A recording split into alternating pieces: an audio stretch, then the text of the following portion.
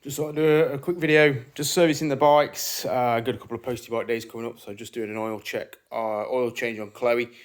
Try and do these every 1,000 kilometers, which is about 7 ride outs, and then they get an oil change. Just drop a litre out the bottom, pretty easy. A litre back in. Officially it's 0.75, but I think historically people put a litre in, and yeah, gives it. It don't blow anywhere out. It probably just gives you a bit more time before it drops off the dipstick. So yeah, that's one of the things. With the posties, the other big thing I try and keep on top of with my Mechanic P is the brakes. So with it being drum brakes and with them being used in wet, muddy conditions, they do tend to get mud in the hubs and then seize up a little bit or get sticky, a bit grabby. So that's something we're just continuously getting the wheels out, cleaning the hubs, sanding down the shoes, and putting in oversized shoes because obviously the drums have started to wear. This Chloe's got 80,000 kilometers now, so obviously parts wear and tear. Vinyl cables. It's some of the parts are difficult to get hold of. Some parts I have to order from Australia, which is a bit awkward. Takes time, and then it costs money to get them through customs. Even things like brake levers are a little bit tricky because they've got this blade on the back to activate the rear brake light. So they sometimes come from Australia. Other times I've got them from David Silver over in Norfolk way. What else needs doing? Sometimes the plate comes off the foot peg, lose the foot peg rubber, so I need to keep stock of them. Tyres, I get through tyres pretty quickly, mainly the rears. These are the Kenda K262s, like a trials tyre. They seem to be lasting pretty well. I'm not sure when that was last changed, but probably another, I don't know, 5 or 6 rides on that. About 25 quid, so not too bad. And then also, especially through winter, chain and sprockets.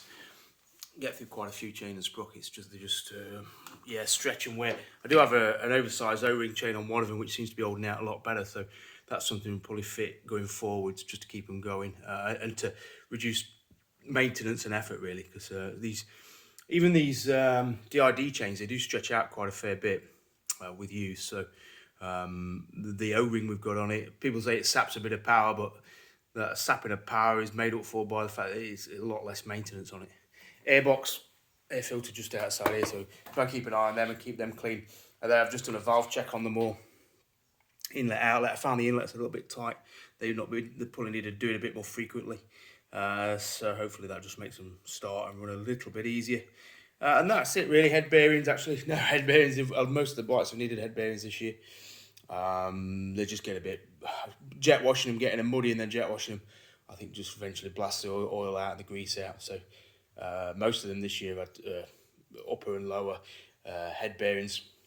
Fork seals can go as well. I've had quite a few fork seals go just because they take it quite a pound in off-road. Where am I looking? Pointed in a completely wrong place. Fork seals, they go and just start to weep, so they've been changed. So yeah, I mean, engine-wise, the main lump of it is fine, keeps going and keeps ticking.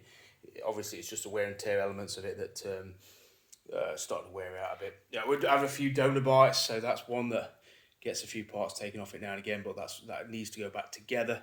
And then Heidi, unfortunately, bless her, she's had to sacrifice her engine, exhaust, back wheel, and all of the sort of parts to keep another one running. So yeah, it's a pretty full-on job actually. Pete comes in on Monday and just does the main jobs, and then it's just keeping on top of it all. Really make sure they're going out well. But when you think this bike's done 80,000 kilometers, and it still runs pretty well actually. Touch of smoke, a few of them started to puff out a little bit of smoke on the overrun down the hills, but they all still run pretty good, and it's still pretty strong on power. I wouldn't say they're much slower than the 125s in fairness. And so this one should easily crack 100,000 k, no problem at all. I can't see why not. This one, Chloe's the one I rode across Australia, Brisbane to Perth through the outback, and that's where all the other bikes have come from as well. They all did that trip. So yeah, they're certainly taking a walloping, and it's amazing that the spokes don't break and things like that. So yeah, just strong, sturdy bikes. Yeah, that's it. Carry on. A bit warm in here, but thought I'd just do a quick little video. All right, cheers.